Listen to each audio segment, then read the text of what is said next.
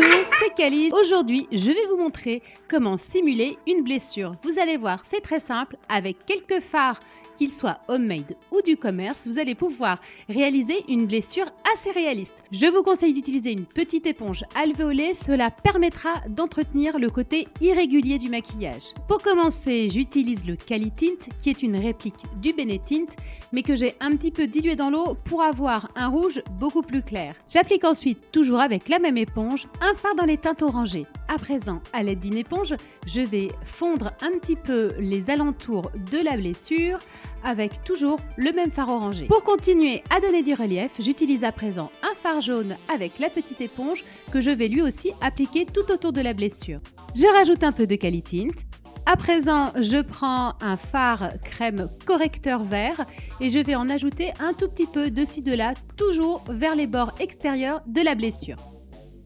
Ensuite, j'utilise un pinceau liner et un fard noir assez pigmenté et je vais maintenant chercher à définir le centre de la blessure. Vous voyez donc que j'appose le noir et que je vais petit à petit le diffuser et l'estomper vers l'extérieur.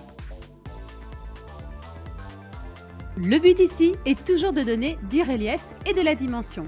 On continue avec le Cali Tint que je remets vers l'extérieur de la blessure.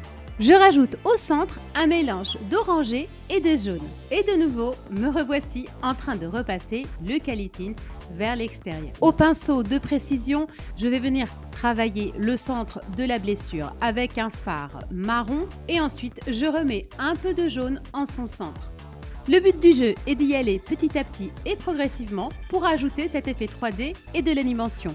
Bien entendu, vous pouvez switcher les couleurs de fard en fonction de ce que vous disposez.